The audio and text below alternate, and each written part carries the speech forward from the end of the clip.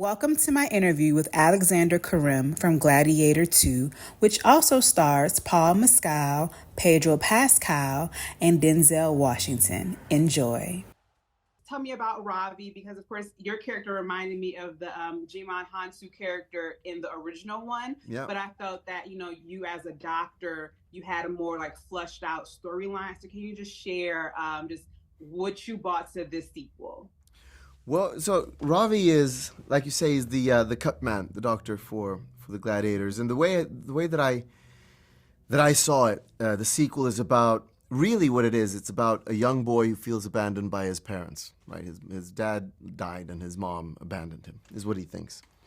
And as he makes his way back to Rome, he's just lost everything. And what does he need? He needs a family. He needs a context. He needs a friend. He needs love in his life. And so Ravi, apart from actually stitching him up, has to help stitch up his life and his heart.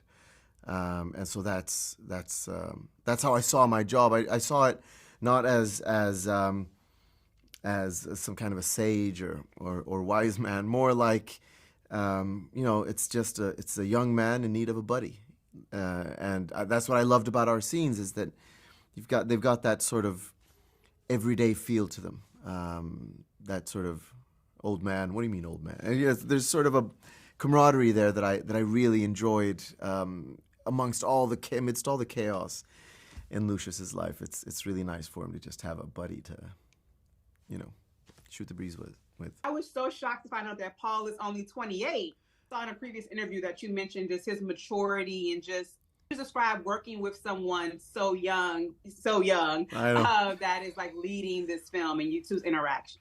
I mean, Paul is a special young man. I call him a young man. I mean, he's a man. I mean, compared to me, he's young. You'd never think that he was carrying this movie on his shoulders when you meet him. He's like a guy that you would meet, at the pub and just talk to. He's got no airs. He's the most gentle and he's funny and he's generous on set, which is really, really nice. He's one of those actors who you just want to be around him. The really cool thing that I got from working with him and studying him is that he has something that's very rare as an actor. It's the ability to be hard and soft at the same time.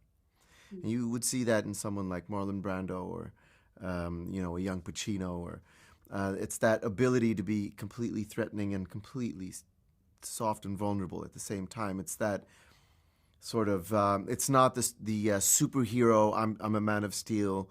I'm always tough and I can win every battle. It's layered and it's got such depth of flavor into it in his acting that it's remarkable. You find yourself in some scenes you're playing with them, and when you play with really good actors, it's like playing really good tennis, And Ridley Scott just happens to be the ref, which isn't bad to have that guy calling the shots. But sometimes you just find yourself pausing and looking. You become, in some takes, I was less of a scene partner and more of a spectator, like an audience member. He's just that good. Now, I don't believe you have any. I saw it, but I don't believe you have any fighting scenes. You're not necessarily gladiating. I know. Rub it in. Were there any physical challenges, or just filming wise, because I feel like this film really pushed everyone as actors. So can you just share? You have a very long filmography, but what did this film bring out of you to give your captivating performance? It brought out of me, first of all, when you know that you're at that level and you're to use my tennis analogy again, you're playing tennis at that level. It just makes you want to bring your A game, and so I prepared and prepared and prepared. There were physical challenges, riding the horse and learning how to ride a horse, and all that. But also, I wanted to be strong, not fit. When I first got the part, I decided to get really fit because I didn't know what the character was. I knew he was a former gladiator, and I was like, I'm going to go to the gym. It says, the title of the film is Gladiator. I'm going to get fit. And then I got on set and Ridley was like, well, I see Ravi in layers of clothes. Like, but my six pack. But, but it really helped to be physically strong for some reason. I just felt strong in the character, and that gives you some confidence, and it gives you puts you at ease, especially when everybody that you talk to has, bulging muscles coming out of their shirt. You need to have some sense of strength in order to speak to them in a way that's believable. Absolutely. I have to ask about Denzel. That's often people's, on their Mount Rushmore, people to work with. How was that experience on set with Denzel? Look, I when I was 15, I had a picture of Denzel on my wall from Malcolm X. And in every household that I've lived in since then, there's been a picture of Denzel on my wall. Right now, there's a picture of him and Sidney Poitier next to each other on my wall. So that's what I'm walking into when I go to the set of Gladiator. And we don't have any interactions or anything. I'm in a scene with Paul, and then Denzel walks in, and I leave.